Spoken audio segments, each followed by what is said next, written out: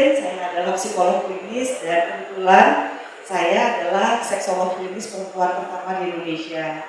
Ya, senang banget dari selalu, dari tahun 2016 sampai sekarang sering kerjasama bersama dengan UBM untuk membahas ya berhubungan dengan kekerasan seksual, tapi juga kita akan berbicara tentang cinta dan relationship. Ya. Saya mau tanya, siapa? Dari sebelah sini siapa yang jatuh cinta? Oke. Siapa lagi? Udah. Namanya siapa? Ya, namanya Ronaldo Victory dari BKV.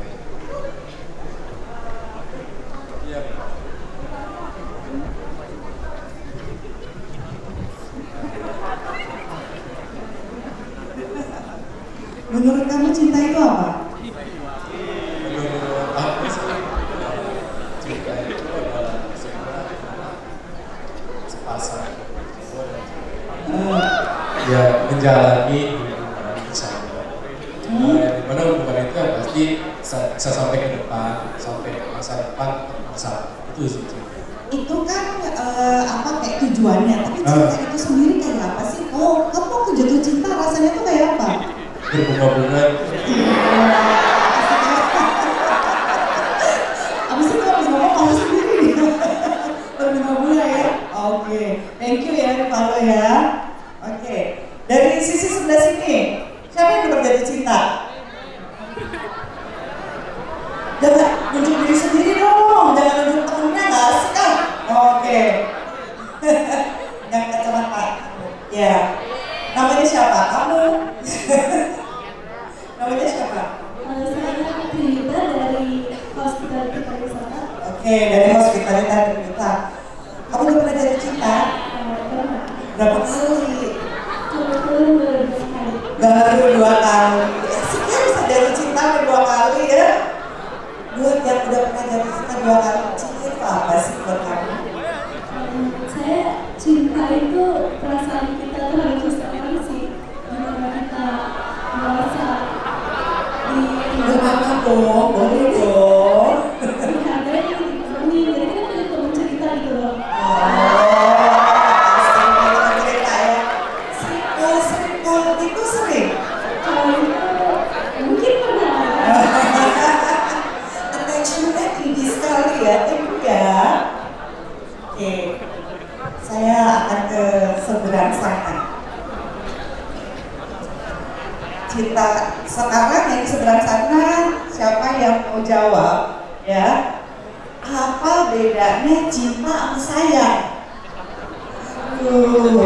Apa tuh bedanya itu? Cinta sama sayang bedanya apa ya? Siapa yang mau jawab? Cinta sama sayang bedanya apa? Oh, siap. Semangat sekali itu. Nanti. Suka nih semangatnya ini di BM ini. Silakan. Cek, oke, nice. Namanya siapa? Nama saya. Oh, biar keren. Ya. Nama saya Virginia dari Bahasa Mandarin. Oke, ini. Sisi. Silakan Whitney. Oke, jadi menurut saya cinta itu sudah pasti sayang, tapi sayang belum tentu cinta.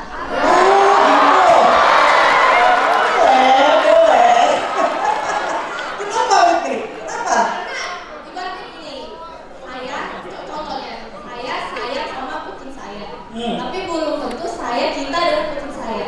Nah, begitu juga dengan saya dengan pacar saya. Saya cinta dengan pacar saya dan sudah pasti saya sayang dengan pacar saya. Nah, terus kalau lanjut dikit ya, menurut ini kalau misalnya cemburu itu tanda cinta apa bukan? Iya, itu tanda cinta. Oh ya? Contohnya saya waktu itu pacar saya foto sama cewek lain, saya langsung ngambek. Karena apa? Saya tidak mau orang yang saya cintai jadi milik orang lain. Oh iya, boleh. Takut kehilangan ya? Betul. Thank you, makasih.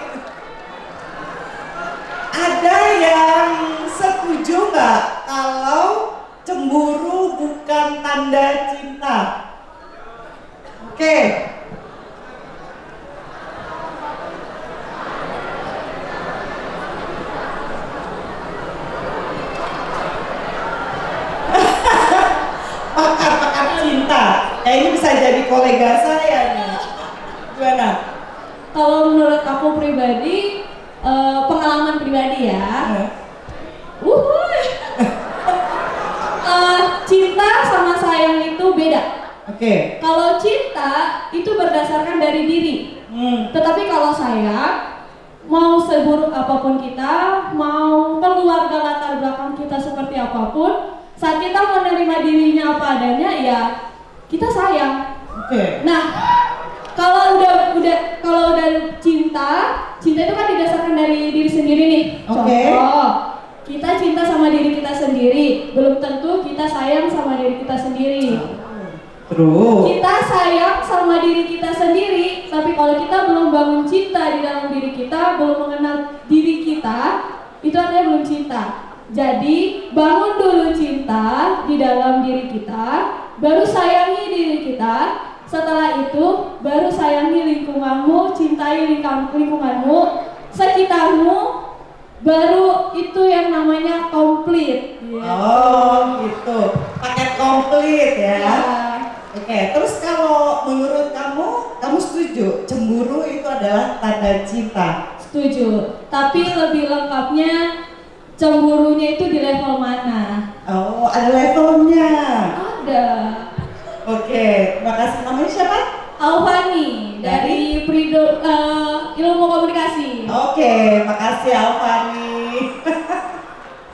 Mereka yang dari psikologi biasanya akan belajar psychology of love di sekitar semester 4. Itu zaman saya nggak tahu sekarang ya.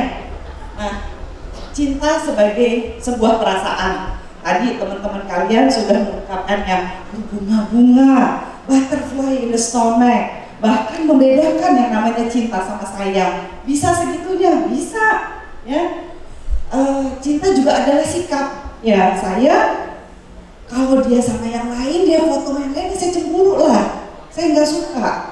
Ada sikap di mana saya menentukan bahwa saya suka dan tidak suka terhadap perilaku dari orang yang saya sayangi. Ya. Ada juga perilaku. Ya. Perilakunya bahwa kalau cemburu ngapain nih? Diemin, marahin, ngambek, nah gitu ya. Itu adalah bagian dari perilaku. Dan juga sebagai sebuah penilaian. Dari mana saya tahu orang itu sayang sama saya? Apakah kalau dia rajin sleep call, ya kan? Atau karena dia rajin nge-text? Atau dia nanya, sayang, udah makan belum? Nanti mati loh. Misalnya. Tapi sekali lagi, kita mesti pahami bahwa cinta itu seluas itu. Ya, rasa sayang juga seluas itu. Kalau dalam bahasa Inggris, itu ada beberapa dikatakan begini, ya, I love you, I care about you, ya, but I'm not in love with you. Itu yang kadang-kadang katanya membedakan antara cinta dan sayang. Mungkin nggak sih? Probably, ya. Kita lihat next slide. Lalu slide selanjutnya silakan. Lalu kalau berbicara mengenai cinta, pertanyaan sejuta umatnya adalah, Mbak Zoya, gimana caranya menemukan cinta? Aku juga mau, siapa sih yang gak mau? Ya, apakah, dari mana saya tahu that she is or he is the one? Dari mana aku tahu kalau dia adalah yang jodohnya aku? Ketahuilah bahwa jodoh bisa 2-3 kali seumur hidup ya. Saya percaya pada cinta pada pandangan pertama. Itu adalah reaksi tubuh chemical sangat-sangat memungkinkan. Ya. Tapi juga menurut saya yang namanya jatuh cinta dan punya relationship, ya, itu 50% di tangan Tuhan, 50% di tangan kamu. Kenapa? 50%-nya lagi, ya, Tuhan yang menentukan kalian ketemuan, ada rasa itu. Tapi selanjutnya ngasih nomor telepon, ngajak kencan, bersedia untuk berkencan, kenalan lebih dekat, memutuskan untuk pacaran ada di tangan kamu. Makanya kalau putus jangan marah-marah sama Tuhan. Kenapa Tuhan? Kenapa aku dibiarkan jadian sama dia? Nah, yang jadian siapa? Yang salah siapa? Gimana caranya menemukan the one? Atau bagaimana menemukan cinta? Cinta itu ya karena dia punya banyak sekali atribut, ya. Bukan berarti ketika kita jatuh cinta sama satu orang itu kita sih maunya sampai dalam panjang dan lama dan terus, ya, dan sebagainya. Tapi sebenarnya orang-orang yang bisa menemukan cinta itu adalah pertama orang-orang yang bisa merasa rapuh dan aman pada saat yang bersamaan, feeling vulnerable and safe at the same time. Karena orang-orang yang takut, aduh takut sakit hati Mbak Zuya, aku mau konseling psikologi, gimana caranya supaya jatuh cinta nggak pakai patah hati, yang nggak bisa, itu satu paket. Tapi yang jelas kita pastikan jangan ada red flags, kesalahan-kesalahan pada saat mencintai, dicintai, dan dalam relationship itu bukan dengan sengaja. Orang-orang yang bersedia vulnerable, bersedia merasa tinggi dan aman, kalau vulnerable doang abusive nih. Kalau merasa aku rapuh banget di relationship ini, aku nggak merasa aman, itu bukan cinta. Terasa seperti cinta tapi bukan, itu toxic. Biasanya orang-orang yang berhasil menjalin persahabatan adalah orang-orang yang lebih berhasil di dalam urusan cinta. Aduh Mbak Zuya nggak bisa. Aku sebagai cewek, aku bisanya cuma temenan sama cowok doang, cewek rese. Aduh aku sebagai cowok kebanyakan sih enaknya curhatnya sama cewek, Mbak Zuya nggak bisa sama cowok, nggak didengerin. Jalin persahabatan dengan siapapun gendernya, apapun, ya. Supaya apa? Kita semakin kita banyak menjalin persahabatan, kita juga paham mengenai batasan, mengenai menghargai. Kalau enggak, orang-orang yang belum pernah punya sahabat, bersahabat nggak pernah jelas, nggak pernah akrab, tiba-tiba pacaran, nanti jadi gampang di friendzone-in. Ada yang mau nggak punya teman rasa pacar? Aduh, nggak enak banget ya. Friendzone, siapa yang mau? Kalau anak saya dulu bilangnya, aduh mami aku sih paling males deh kalau misalnya sama yang gaya-gayanya Sebastian gitu. Sebastian, siapa tuh cowok? Sebastian, baru denger ternyata sebatas teman tanpa kepastian. Kalau zaman sekarang mungkin kalian bilangnya sebagai situationship, ya. Mudah sekali masuk ke dalam situationship, biasanya itu cintanya tidak reciprocal, tidak timbal balik, sepihak doang. Apalagi ya, aduh kita sama-sama suka, tapi kita nggak bisa eksklusif, nggak bisa kasih tau orang. Kalau mau kemana-mana jalan berdua dulu, ngapain berdua dulu, menikmati kegiatan-kegiatan berdua. Tapi kalau ketemu teman, kita ini apa? Ya. Nah, hati-hati masuk kepada friendzone, nggak asik ya kalau masuknya friendzone. Jadi pastikan zaman sekarang kalau misalnya ya ini udah tahun 2024. Please jangan masuk ke dalam situationship, ya, situasi dimana kalian gak jelas kalian ini apa dan siapa. Aduh, masa udah umur segini, masa udah saat kayak gini, udah kuliah ini, kita harus nembak, ngasih tahu, nyatakan perasaan. Kenapa? Itu penting. Bukannya udah kadaluarsa, itu oke, supaya kita jelas. Oh, kita ini pacaran. Oh, kita ini temenan. Bukan brother sister kan, ya. Kita ini apa, itu jelas, ya. Jadi menurut saya sebelum benar-benar pacaran banyak berkencan. Saya nggak bilang seks, berkencan. Kenali, oh kalau tipe cowok yang kayak gini tuh aku tuh kok bereaksinya oke ya, kalau yang kayak gini tuh enggak ya. Ada cowok yang sama-sama ganteng, cewek yang sama-sama cantik, tapi yang satu kok aku lebih attracted sama pribadinya dibandingkan sama yang kayak gini. Kenali red flags, ya. Hal-hal negatif yang memungkinkan terjadi, kenalin pada saat berkencan. Begitu kamu udah tahu siapa diri kamu, apa yang kamu sukai, jangan kebanyakan list. Hati-hati, kencan bukan wawancara kerja ya. Oh, kamu saat ini kuliah di mana? IPK kamu berapa? Ya ampun, penting banget. Lebih open dan terbuka terhadap apa yang kamu rasakan ketika berkencan dengan orang ini, ya. Kencannya cukup asik, putuskan untuk pacaran. Kamu janji jangan nyakitin aku, ya nggak bisa. Kadang-kadang yang penting sih dia tidak dengan sengaja menyakiti kita dan dia mau memperbaiki kesalahannya. Tapi kalau dia mengulang-ulang kesalahan yang sama, udah dikasih tahu, saya nggak suka kamu foto sama cewek lain, masih foto juga. Wah, ini red flags nih jangan-jangan misalnya, ya. Jadi berkencan banyak-banyak, berteman banyak-banyak, experience a lot of things. Kenali diri kamu lewat setiap pertemanan dan kencan, akhirnya kamu juga jadi asik dalam proses berpacaran. Bagus kalau udah zaman kuliah kayak begini, pacarannya sampai nanti lulus, kerja, terus udah gitu akhirnya mungkin menikah. Tapi di tengah jalan jangan berpikir, Mbak Zoya aku mah gak mau deh gitu, ngapain pacaran-pacaran kalau ujungnya belum tentu pasti. Apa sih yang pasti di dunia ini, ya? Gak ada yang pasti, jalanin aja, ya.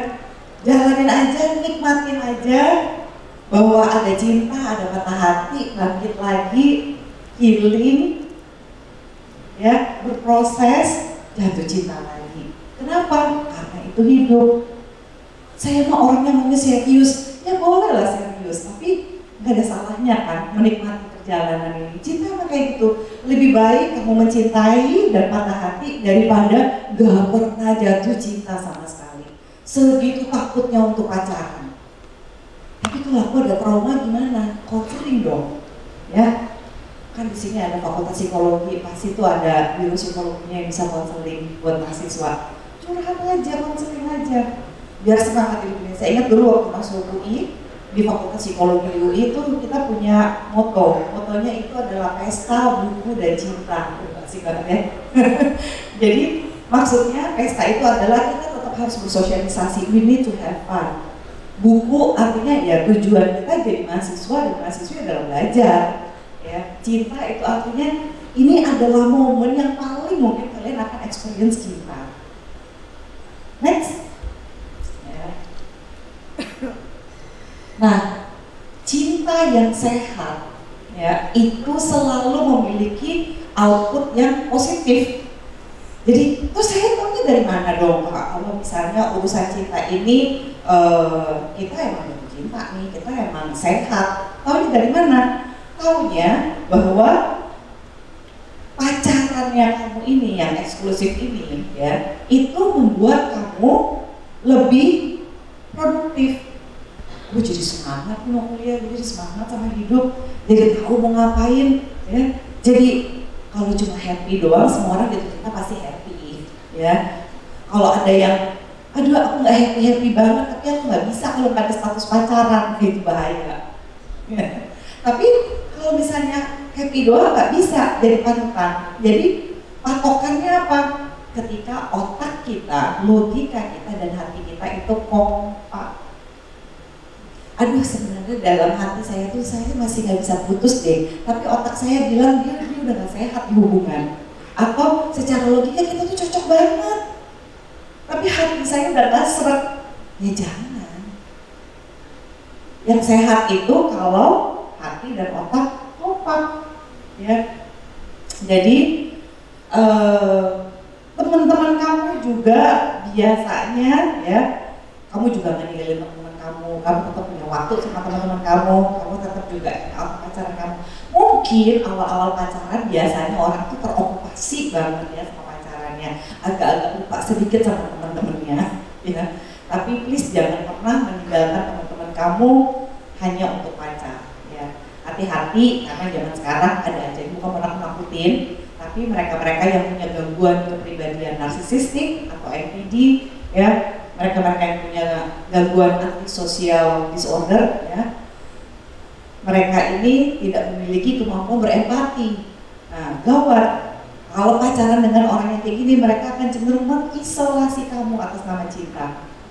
Udahlah, gak usah temenan sama si ini, bahaya dia, gawat dia, gak bagus dia, ya. Kamu sama aku aja, aku jagain kamu, aku protek kamu. Pelan-pelan jarang mau hang out sama keluarga, gak mau jalan sama teman-temannya lagi. Hidup udah kayak cuma dia berdua aja, yang lain ngontrak di dunia ini. Hati-hati, ya. Pahami apa yang kamu inginkan dari sebuah pacaran, apa yang kamu dapat, apa yang kamu inginkan, itu penting untuk dicek, ya. Sehingga kamu tahu, oh saya ngejalanin ini buat apa. Kalau cocok ya kita nikah, kalau enggak ya udah. Kita mungkin memang pasti akan patah hati gitu ya. Sama orang yang paling toksik sekalipun, ketika putus bisa kok patah hati. Tapi penting ya, pada saat kamu putus dan dengan orang yang salah sekalipun, tetap akan nyesek. Karena apa? Karena itu manusiawi. Tapi kita akan belajar memaafkan diri kita karena pernah mencintai orang yang salah. Ya, bisa. Next.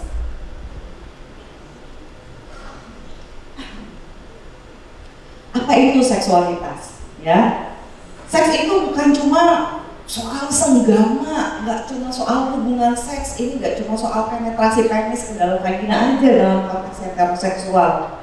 Tapi seksualitas itu lebih dalam daripada itu, tentang bagaimana saya mengidentifikasikan diri saya sebagai perempuan, sebagai laki-laki.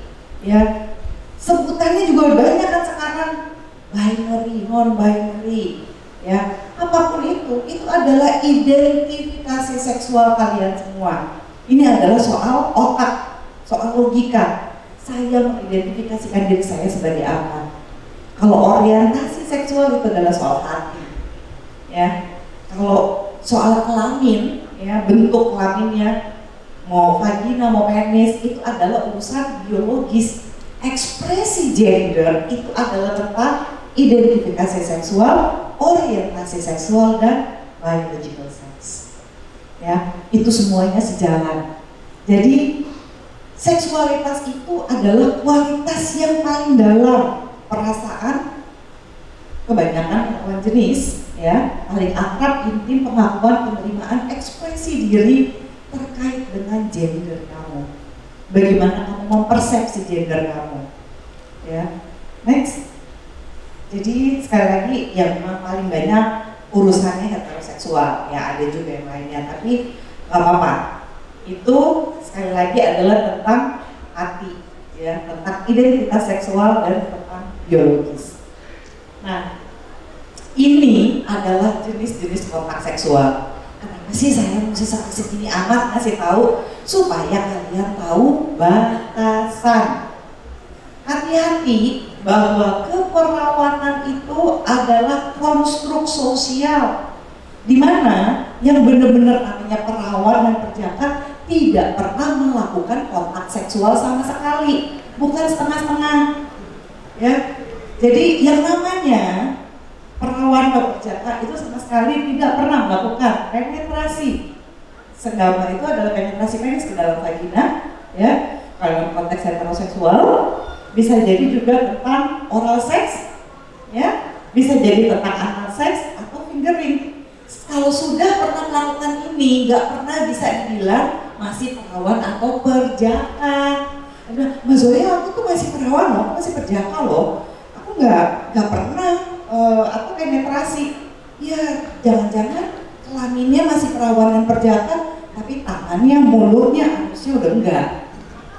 Ya.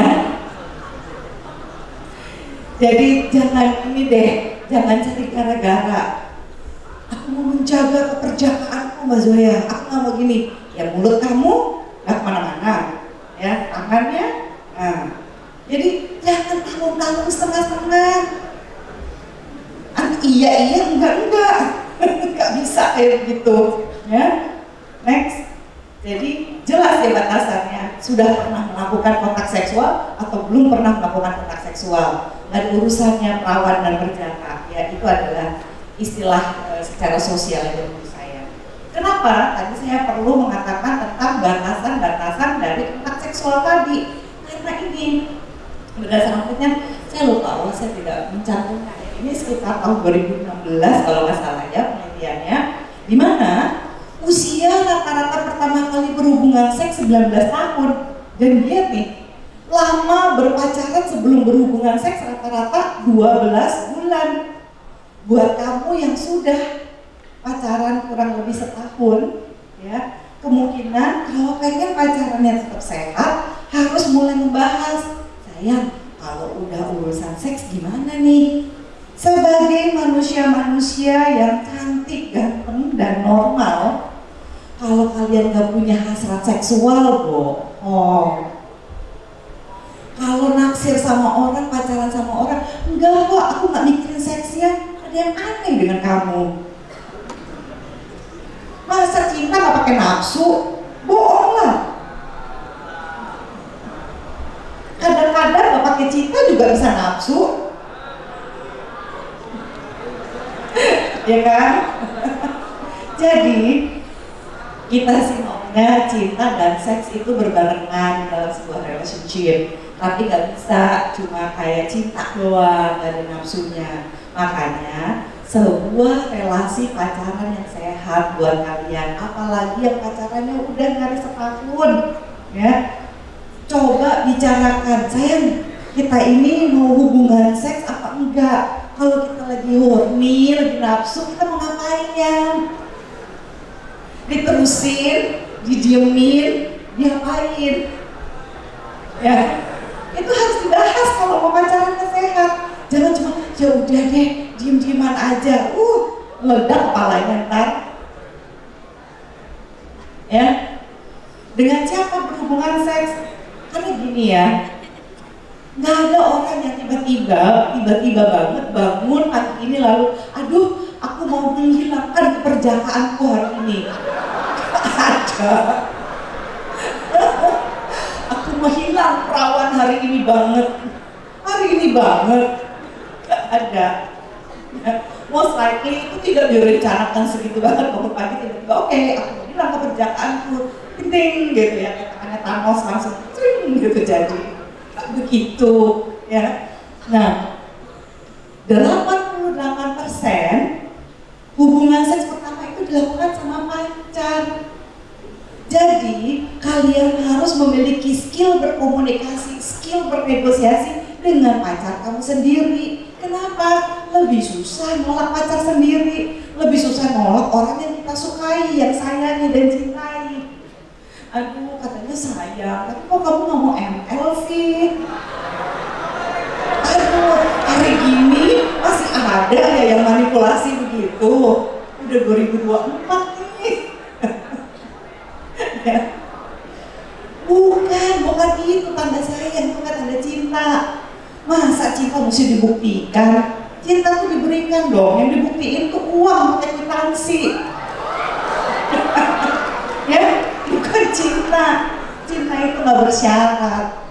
Kalau lo cinta sama gue, lo bikinin dong makalah gue. Apa sih? Kalau cinta sama gue, masa gak mau ML gue? Kalau lo sayang, cium dong gue. Waduh, itu manipulatif namanya. Ya, memanfaatkan. Atas nama cinta, boleh aja gitu. 88% sama pacar, 9% sesama jenis, ya. Karena pada perempuan relatif lebih sulit dilihat karena perempuan lebih ekspresif secara afeksi dibandingkan laki-laki. 8% dengan pekerja seks. Jadi gini, ini semuanya menurut saya akibat budaya patriarki. Saya adalah seorang feminis, ya. Saya percaya pada kesetaraan gender. Yang namanya budaya patriarki itu bukan merugikan perempuan aja, tapi paling besar merugikan laki-laki juga. Di budaya patriarki ada ide bahwa laki-laki sejati itu ngerti seks, ya kan?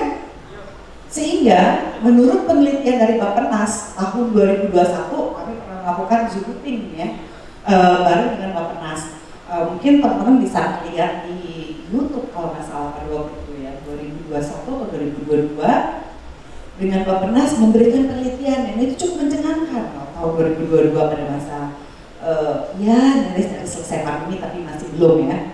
Nah di situ usia laki-laki pertama kali melakukan hubungan seks adalah 15 tahun. Dan tahu hubungan seksnya sama siapa? Pekerja seks. Karena dia merasa di dunia ini patriarki banget kan, laki-laki harus ngerti seks. Dari mana belajarnya? Minta bimbel sama pekerja seks. Waduh, ya.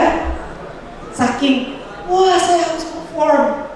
Saya dulu banget tahun 2002 tesis S2 saya, saking saya penasaran ya sama apa sih ini yang namanya ini banget ya. Kenapa sih? Apa sih yang dibikin orang pada saat melakukan hubungan seksual? Keponya saya pindahin dari tesis S2 saya Saya pengen tahu apa yang dipikirkan laki-laki pada saat akan berhubungan seks pertama kali atau dengan pasangan seks yang baru, dan apa yang dipikirkan perempuan. Perempuan itu cenderung lebih mikirin, aduh, saya ini nggak ya, saya itu cukup seksi nggak ya buat dia, kekurusan nggak ya, saya kegemukan nggak ya, dia oke nggak ya. Ini mulai dari yang foto model, VIP, asisten rumah tangga, apapun status sosialnya, hampir semua perempuan memikirkan itu. Tapi semua laki-laki di usia berapapun dengan status sosial apapun memikirkan, oke, saya harus nyalain lampu, saya harus perform, show off. Saya mau ngapain ya, ngobrol, info panda, ngapain ya? Mesti lihat, gue jago nih soal seksnya. Bukan itu yang dibutuhkan sama perempuan. Jadi, please jangan pergi bimbel segala ya ke pekerja seks, ya. Untuk bisa mengetahui seks yang enak, seks yang nyaman kayak apa. Nanti minta bimbingan sama saya, bimbingan pranikah, ya. Posisinya kayak apa segala macam itu urusan nanti. Oke, terus gimana dong soal seks? Apakah semua laki-laki udah wajib tahu? Setiap laki-laki wajib tahu apa yang dia mau, bukan tentang posisinya mesti ngapain. I need to impress this person sexually, nggak begitu. Ya, pikirannya cewek gitu-gitu amat. Mungkin banyak kan pikirannya cewek ada opa-opa Korea kali ya. Oh, kayaknya lebih ganteng Park Hyung Sik daripada dia apalah gitu ya misalnya. Ya, hati-hati. Nah, di mana berhubungan seks? 33% tempat kos, paling aman terkendali kayaknya kalau tempat kos ya. 28% hotel sama motel kalau punya duit, nah kan? 24% di rumah. Kok bisa sih Mbak Zoya, kok bisa di rumah sih? Kalau rumahnya di Ancol, ya dia bisa nyuruh, mungkin dia tahu kan ibu bapaknya di rumah, siapa yang akan balik ke rumah pada jam berapa, dan kalau ada pembantu atau asisten rumah tangga, dia bisa nyuruh asisten rumah tangganya, rumahnya di Ancol, beli rokoknya ke Bogor. Lo kan bisa online Kak, nggak usah kamu ke Bogor aja beli rokok sana, jangan cepet-cepet ya, itu misalnya, ya bisa diatur situasinya. Jadi kalau dibilang, Kak, aku mau pacarannya baik-baik aja Kak, aku mau kalau pacaran di rumah, ada tanya besar. Jangan-jangan apa semua pacaran rumah gitu ya, belum tentu, cuma godaannya lebih besar aja. Ini berdasarkan penelitian ya. 12% di rumah pacar biasanya pacar pria ya. Lama berpacaran sebelum berhubungan seks 12 bulan tadi direncanakan sebelumnya. 57% tuh gak yang bangun pagi tiba-tiba pengen berhubungan seks ya. Terjadi begitu aja, iya di tengah jalan, aduh horny banget nih, gak tahan nih, kayaknya oke ya, kita udah pacaran ya, sah ya, gak apa-apa ya, aku mah kamu buat aku ya. Ya, di ujung pacar 11%, terpaksa 6%, merasa bersalah 9%. Rata-rata yang merasa dibujuk, dipaksa, merasa bersalah, perempuan semua. Ya. Dan lebih sedih lagi, ada perempuan yang merasa yang nyesel lebih banyak perempuan, yang bahagia lebih banyak laki-laki. Ini angkanya cukup mengkhawatirkan menurut saya. Ya, lalu saya iseng nih, saya tanyakan, kenapa kamu menyesal? Atau ada yang sampai bilang, aduh Mbak Zoya, aku merasa terjebak. Kenapa sampai merasa terjebak? Saya tanya. Iya, waktu mau hubungan seks kan aku tanya, kamu sayang gak sama aku? Cowoknya bilang sayang.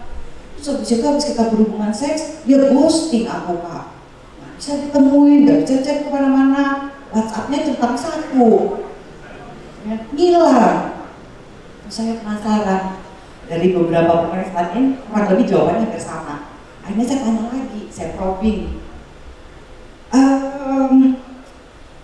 Waktu kamu nanya dia sayang apa enggak sama kamu masih pakai baju kan? Enggak Kak, BH aku udah terlepas. Wah, runyam. Dia bilang, ya susah lah, cowoknya udah gak bisa mikir tuh pasti udah. Aduh, ya nggak ya, dia nggak, iya aja deh dulu deh biar cepet ya.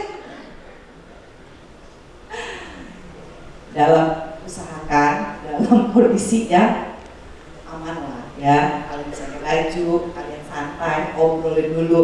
kita mau mana? Karena sebagai orang normal, Kak Zoya nih, pasti akan ada hasrat seksual. Terus kita mau apa ini hasrat ini? Kita mau sejauh apa? Batasan kita apa? How far is too far? Seberapa jauh kita siap nanggung konsekuensinya? Itu dong kalau pacaran yang sehat. Ya, karena kalau nggak ada hasrat ini dia aneh sama kalian. Nggak mungkin lah, ya. Next. Next slide. Fakta dan mitos. Sekali berhubungan seksual beresiko hamil, ya, bagi perempuan, mencuci alat kelamin setelah hubungan seks nggak menghilangkan risiko kehamilan atau infeksi menular seksual. Melakukan sistem kalender atau senggama terputus merupakan teknik kontrasepsi paling beresiko. Gak apa-apa ya, kita gak akan hamil, daripada beli kondom malu, kita keluarin di luar aja. Aduh, tahu nggak sih butuh berapa sperma untuk membuat terjadinya kehamilan? 1, ya kan? Oke, kalau lagi sebelum ejakulasi, saya cabut ya penisnya dari kamu ya, yang aku keluarin di atas perutmu. Oke, akan ngalir ke dalam? Mungkin ya, tapi ada 2 kemungkinan yang kalian harus ketahui. Kemungkinan pertama, ada yang namanya pre-cum. Pre-cum itu excitement yang tidak kamu sadari dan secara tidak terkontrol adalah setetes 2 tetes dari air mani kamu yang keluar, bukan pada saat ejakulasi. Karena excitement yang kamu nggak ngerasain itu. Dalam setetes 2 tetes ada berapa sperma? Ya, 1000-an, 10.000 kali ya. Dan butuh berapa sperma untuk bisa membuat hamil? 1. Kemungkinan itu ada. Yang kedua, pernah dengar namanya spray pregnancy? Nah, ada beberapa orang, kalau yang saya tangani dalam konseling seksologi, saya bilang, loh, ini si perempuannya mengalami vaginismus. Vaginismus itu ketidakmampuan vagina untuk bisa dipenetrasi. Mengeras dia seperti batu, itu bisa ditreatment. Tapi itu ada kondisi psikologis yang biasanya juga dialami oleh si individu yang mengalami vaginismus. Nah, kok bisa hamil? Penetrasi nggak bisa, tapi bisa hamil. Iya, menggesekkan kelamin karena nggak bisa dimasukin. Pada saat ejakulasi, dia semprot kan dia spermanya di vagina. Terus yang jago-jago renang, spermanya masuk ke dalam, hamil. Itu siksanya luar biasa. Hamil pada saat kondisi vaginismus. Nah, kalau buat kalian, mereka-mereka yang sudah menikah saja, kalau tidak merencanakan kehamilan, hektik hidupnya, ribet. Apalagi kalau kalian belum berencana punya anak, belum berencana menikah, terus tiba-tiba sudah hamil, ya.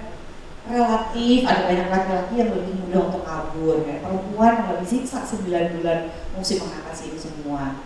Ya, dan tidak mudah. Untung sih memang Presiden sudah mengeluarkan keterangan tentang boleh aborsi kalau ada kondisi medis, berarti harus konseling dulu. Tapi kita tahu sendiri, ini peraturan aborsi ini sudah keluar dari tahun 2009. Kenapa sekarang baru disahin lagi? Ya tata laksananya ribet. Bahkan ada seorang anak umur 12 tahun diperkosa, hamil, psikiaternya, psikolognya, ahli kandungan udah bilang gugurin aja, sama polisi nggak dikasih. Jadi gak akan segampang itu yang namanya menggugurkan kandungan, dan kondisi psikologis Anda juga bisa terganggu, ya. Jadi sekali saja melakukan hubungan seks Anda bisa hamil. Nggak bisa, kalau saya santai aja, saya berkali-kali kan keluarin di luar. Ya, kalau zaman tahun 90-an banyak lokur. Kalau zaman sekarang ya gitu ya, kalau bahasa ininya bahasa medisnya itu adalah coitus interruptus. Itu adalah sistem kontrasepsi yang paling buruk. Udah pakai kondom aja, ya. Kondom bukan hanya mencegah kehamilan, tapi juga mencegah infeksi menular seksual dan HIV/AIDS. Udah relatif paling aman. Tapi just in case, ya kita lanjutkan. Periksa kesehatan. Ternyata kamu mengalami infeksi menular seksual. Ada beberapa infeksi menular seksual yang sifatnya tuh kayak tidur, kayak flu, tapi nggak bisa benar-benar 100% sembuh. Misalnya apa? Herpes. Saat kamu stres, dia bisa keluar lagi tuh, ya, dan itu bisa mengganggu juga kehamilan untuk kedepannya. Jadi jangan pikir itu tidak ada sisa-sisa kejayaannya. Itu selain HIV/AIDS. Mereka yang sudah terkena HIV/AIDS pun sekarang ada bantuan pemerintah. Hampir di semua puskesmas dan rumah sakit umum daerah, kalian bisa memeriksakan darah di sana dan ada nakes yang akan mengkonsultasikan kamu bisa diberi ARV. Terus gimana dong kalau saya udah kena? Berarti hidup saya berakhir. Nggak berakhir, proses perasaannya memang kamu harus berkonsultasi ke psikolog, ini nggak mudah. Tapi kamu seumur hidup akan minum obat. Bisa nggak sih aku punya bayi, aku masih pengen punya anak, padahal aku menderita HIV positif? Bisa, rajin minum ARV-nya, kurang lebih selama 6 bulan, kalau dipantau oke sama nakesnya, kamu bisa mendapatkan tes viral load dari pemerintah. Ya, tes viral load itu kalau tes sendiri harganya mahal, bisa sampai 6-8 jutaan.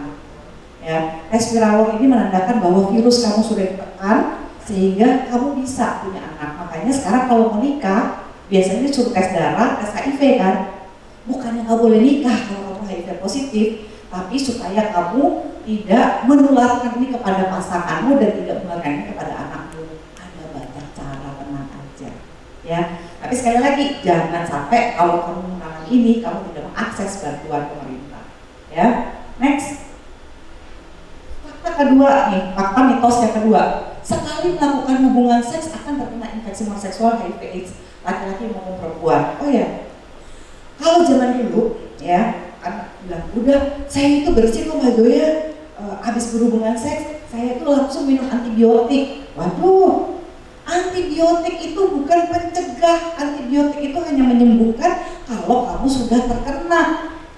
Kalau kamu belum kena, kamu minum antibiotik, nanti begitu kamu kena jadi kebal.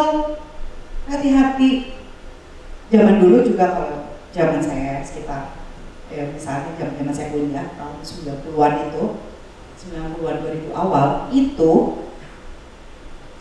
biasanya caranya ada, oh untuk melindungi dari infeksi seksual saya cuci penis saya pakai Coca-Cola atau nggak pakai bir, kan alkohol Mbak, sehat. Tapi zaman sekarang kalau saya lagi kunjungan ke puskesmas, saya tanya, wah sekarang apa yang dilakukan orang-orang di keajaiban, apa yang dilakukan orang-orang untuk mencegah yang sebenarnya nggak ampuh, ya itu adalah mitos. Penis mereka nih supaya terhindar dari infeksi seksual, atau bahkan ada yang vaginanya juga. Tahu sekarang apa? Digosok odol dong. Perih ya, saya aja ngebayangin ada perih. Akhirnya jadi kemerahan lah, infeksi lah, aduh macam-macam. Ya. Untuk mencegah, yang dicegah itu adalah perilaku seksualnya. Jangan pakai odol, pakai bir, pakai Coca-Cola lah. Coca-Cola tuh diminum, bukan disemprotin untuk mencuci kelamin. Ya, memilih, aku mau pilih aja Mbak Zoya, aku mau pilih pasangan yang cantik, yang ganteng, udah pasti bersih. Emang kita tahu dari mana kalau dia ganteng, dia cantik, udah pasti bersih? Ini kita tanya, yang kamu ceboknya gimana? Kan kita nggak tahu ya. Gimana kebersihannya dia, menjaga self groomingnya dia, kita tahu dari mana? Kita nggak tahu. Ya, kondom dapat melindungi kehamilan dan penularan infeksi seksual. Memang kondom tidak 100% juga menjaga, apalagi kalau yang virusnya udah ini sekali ya, bisa ada yang tembus atau cara yang salah menggunakan kondom. Ya, kondomnya ditaruh di tempat yang panas atau kadang-kadang di dompet, udah kejepit, udah lubrikantnya udah kurang, kebalik pakai kondom. Nah itu adalah faktor-faktor yang memang bisa beresiko. Aduh nggak mau kalau beli kondom, kan kalau beli kondom melegalisasi seks pranikah. Kok melegalisasi? Emang kondom badan hukum? Waktu saya ngajar di UI, waktu itu di Fakultas Psikologi, ya saya ada kelas namanya perilaku seksual. Ya di situ tugas pertama mereka adalah harus membeli kondom. Sih diprotes sebagian mahasiswa. Dulu masih ada almarhum Profesor Sarlito Wirawan Sawono ya, salah satu ikon psikologi Indonesia. Saya ngajar berdua sama beliau saat itu masih jadi asisten dosen. Masih diomelin sama mahasiswa saya waktu itu. Aduh Mbak Zoya, kok gini amat sih? Yuk kita beli kondom. Oh beli kondomnya udah kayak misi apa gitu ya. Pakai plastik hitam, ya pergi ke apotik, lihat kanan kiri. Terus saya tanya, begitu udah selesai ngumpulin tugas kondomnya, ya saya bilang ya kalau kamu ikut kelas saya silahkan keluar, karena ini kelas pilihan doang. Tapi nggak ada yang mau quit dari kelas itu, kan lucu ya. Tapi protes waktu disuruh beli kondom. Saya tanya, Siapa yang belum pernah berhubungan seks di sini? Ya nggak usah angkat saya bilang. Siapa yang belum pernah berhubungan seks dan sudah membeli kondom? Jadi begitu dikasih tugas, ya dia udah langsung beli. Kan ada yang beli di tengah-tengah, lalu bikin laporan. Ada yang udah mau deket-deket ngumpulin tugas baru beli. Tapi ada yang belum pernah membeli kondom, mengumpulkan keberanian beli kondom. Jadi dia sudah memegang kondom ini selama seminggu sampai 5 harian lah. Aduh, ketakutan banget mbak saya pegang kondom ini. Takut apa? Ya saya takut aja kalau orang lihat saya bilang nakal. Saya lihat legalisasi seks pranikah yang belum pernah melakukan hubungan seksual megangin kondom, emang kondomnya bisa ngomong sama kamu, ayo hubungan seks, ayo. Nggak bisa lah. Jangan cari-cari alasan, oh aku udah kondom nih, bisa dong. Nggak bisa, nggak segampang itu. Ya hidup itu tidak seindah di film-film porno yang colek dikit basah, nengok dikit horny, nggak begitu. Di kehidupan nyata jauh banget. Ya, hati-hati, pornografi membuat kamu mempertanyakan kenormalan seksualitas kamu. Kok di film porno itu warnanya pink ya, kenapa punya saya coklat ya Mbak Zoya? Ya udahlah, jangan studi banding. Ya, yang beda di sana kan dibuat memang untuk dilebih-lebihkan, untuk membuat kamu juga jadi apa dalam kehidupan nyata kayak begitu kehidupan seks jauh ya. Jadi memiliki kondom setidak-tidaknya membuat kamu tidak beresiko.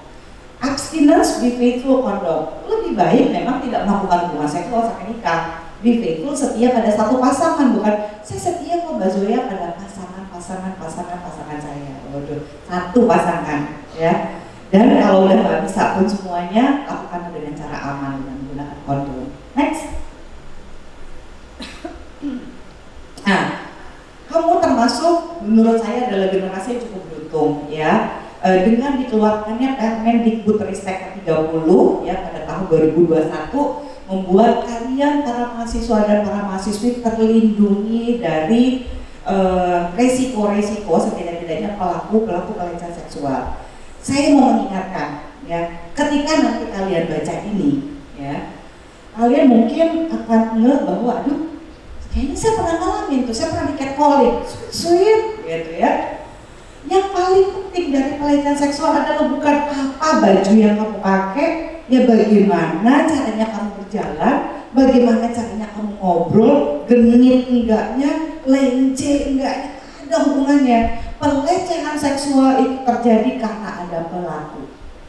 Gak ada baju yang terlalu tertutup, yang terlalu terbuka yang membuat kamu layak dilecehkan. Ya, pernah ada satu area di mana ya, Belgia kalau nggak salah, museum di mana isinya adalah baju-baju mereka korban perkosaan. Ada baju yang seksi lah, itu longgar. Ya, tutup, tapi tetap aja terjadi ya. Next, waktunya udah habis, kita cepet-cepet ya. Nanti boleh diminta slide bisa dikasih panitia PDF-nya. Tolong dibaca, ini adalah bentuk-bentuk pelecehan seksual ya. Pelecehan seksual di sekitar kamu. Jadi yang paling penting dari sini itu adalah konsen ya atau persetujuan. Kamu ketika kamu berusia 18 tahun, kamu berhak untuk mengatakan tidak atau iya. Ya, pelecehan seksual itu atau perkosaan itu ya, kalau perkosaannya udah ada pemaksaan hubungan seksual itu jelas. Tapi juga kalian harus hati-hati terhadap dating rape, perkosaan pada saat pacaran. Ya, di mana dating rape itu adalah ya masuk dalam kamar, kita udah iya kita hubungan seksual ya, pas lagi mau hubungan seksual, terus tahu, aduh berubah pikiran, ngeselin, betul. Aduh udah mau check ini, udah buang duit lagi, tiba-tiba berubah pikiran, boleh lo berubah pikiran, dan tetap bukan berarti kamu boleh dipaksa melakukan hubungan seksual, siapapun kamu laki atau perempuan, ya itu termasuk perkosaan dalam bentuk pacaran, ya. Orang perkosaan dalam pernikahan aja ada. Next. Ya. Pastikan tidak ada satupun dari kalian melakukan perundungan dalam bentuk sexual harassment. Ya, pastikan bahwa kalian tidak menjadi pelaku pelecehan seksual, ya. Dan pastikan bahwa mahasiswa dan mahasiswi UGM tidak melanggengkan rape culture atau culture perkosaan. Salah sendiri, lu seksi sih, ya lu terlalu ganteng, terlalu cantik. Makanya kalau di perempuan yang keluar malam-malam, aduh, kalau ngeliatin kegantenganmu, rahimku anget. Sahabat tuh, ya, itu juga pelecehan seksual. Ya elah, cuma digodain doang. Emang cuma lu doang soal cantik lo. Nah, ya, cowok kok nggak bisa ngelawan dasar gaji. Paling sering ketika ada pelecehan seksual terjadi pada laki-laki, korbannya ngapain? Bunuh diri. Karena banyak laki-laki yang ngerasa, aduh, harusnya laki-laki nggak bisa diperkosa, laki-laki bisa diperkosa. Ya, kalau misalnya ada untungnya tuh kejadian Reinhard Sinaga itu terjadinya di UK, ya di London. Kalau di Indonesia saya nggak bayang ratusan laki-laki itu akan bunuh diri karena mendapatkan victim blaming dan shaming ya. Cowok tuh ibarat kucing, nggak ada kucing yang malah ikan. Cewek itu juga pasti keenakan. Kucing itu nggak punya prefrontal cortex, ya. Kucing itu nggak bisa menentukan baik buruk benar salah dan nggak punya akal budi, ya. Kita punya akal budi, jangan kayak kucing. Next, ya. Ingat, ya, saya masih buru-buru nih, udah habis waktunya. Semua itu butuh konsen, ya. Ini nggak bisa digerakin ya. Jadi konsep itu adalah persetujuan kedua belah pihak ya. Di sini sebenarnya gambarnya itu akan bergerak-gerak ya. Di sini unconscious pada saat pingsan bukanlah persetujuan untuk senggama. Maybe ya, mungkin ya itu juga bukan persetujuan ya. Dan saat keadaan mabuk itu bukan persetujuan ya. Wah, kita kan udah berhubungan seks. Aku minta dong foto kamu, fotoin dong kelamin kamu, fotoin dong payudara kamu. Kan aku juga udah ngeliat semuanya. Persetujuan melakukan hubungan seksual bukanlah persetujuan untuk minta foto privat. Ya, jadi nggak bisa. Termasuk juga saya setuju berhubungan seks, setuju pakai kondom. Pas udah mau melakukan hubungan, pas udah mau ejakulasi, udah mau orgasme, dicopot kondomnya. Itu namanya stalking. Itu juga adalah bentuk kejahatan seksual ya. Jadi praktekkan konsen kamu umur 18 tahun ya, kamu sudah secara hukum bisa melakukan persetujuan untuk persetujuan atau tidak menyetujui melakukan hubungan seksual karena kamu sudah di legal age. Oke, next. Hati-hati ya, sekali lagi memberikan cinta bukanlah tanda kasih sayang. Yang saya katakan tadi, ya seks itu akan relatif membuat persahabatan jadi lebih rumit. Dan kalau kamu sudah tidak disayang sama pasanganmu mau pacarmu, nggak juga dengan banyak-banyak seks membuat kamu akan lebih diperdulikan. Tundalah hubungan seks pertama sampai kamu siap secara emosi dan secara fisik. Next. Ya, jadi ingatlah selalu take home message, usia 18 tahun artinya secara hukum kamu sudah bisa diperlakukan sebagai orang dewasa ya, dan kamu bisa menjadi individu yang bebas untuk bertanggung jawab, bukan individu yang bebas dari tanggung jawab ya. Tanpa persetujuan jelas kedua belah pihak atau konsensual, itu adalah pelecehan seksual simpel. Emang gue jalan, gue minta digodain ya, gue minta jalan, minta disuitin, enggak kan? Nah, itu adalah pelecehan seksual. Manipulasi pacar atau teman bisa juga termasuk pelecehan seksual. Relasi pacaran bukanlah bentuk kepemilikan ya. Jadi relationship is not ownership. Next. Oke, ya itu sekian dari saya akan tunggu pertanyaan dari kalian. Terima kasih. Hai Z-Friends, berakhirlah kegiatan 2 hari di Universitas Bunda Mulia tanggal 21 dan 22 Agustus 2024. Jadi untuk program penerimaan mahasiswa baru di Universitas Bunda Mulia, saya memberikan seks edukasi ya tentang persahabatan, cinta, kencan, dan relasi-relasi intim lainnya gitu ya. Jadi excited sekali deh, dan Jifren juga bisa ngeliat ya di video ini ada full bicaranya. Semoga ini juga bisa memberikan inspirasi, bisa memberikan insight sih lebih tepatnya kepada Jifren semua untuk bisa memahami batasan-batasan apa sih yang mau saya lakukan untuk menjalin yang namanya pacaran yang sehat, Jifren. Semoga juga mahasiswa dan mahasiswi UBM bisa menjalani relasinya juga dengan lebih sehat dan tentunya gitu ya, dan happy gitu, dan prosesnya yang manusiawi banget, karena seringkali orang itu suka tidak mau berproses secara manusiawi. Misalnya apa? Aduh, aku nggak mau pacaran, takut kalau jatuh cinta ntar patah hati. Patah hati itu adalah semuanya adalah proses. Jadi pesan saya dalam perjalanan gitu ya, hidup itu bukan adalah masalah menjalaninya aja, tapi juga adalah masalah menikmati. Tahu batasan kamu di mana, tentang batasan-batasan seksual kamu, mana yang kamu siap, apa yang kamu ingin lakukan, apa yang tidak ingin kamu lakukan. Kamu harus memiliki keamanan, kenyamanan, dan kemampuan untuk bernegosiasi, berdiskusi dengan pacar kamu. Kalau tidak ada rasa aman, rasa nyaman, dan ada rasa tertindas, ketakutan untuk berdiskusi dengan pacar, mesti dilihat nih, jangan-jangan pacarannya kurang sehat. Ya, semoga ini bisa menjadi, sekali lagi, bisa menjadi mungkin acuan ya, pemahaman. Kalau masih ada yang perlu ditanya lagi, atau mungkin Z-Friends ada usulan, Mbak Zoya bikin dong Z-Tips tentang ini, bikin dong Z-Class dengan dokter atau nakes siapa gitu ya untuk kesehatan seksual, kasih tahu aja ke saya. Thank you Z-Friends.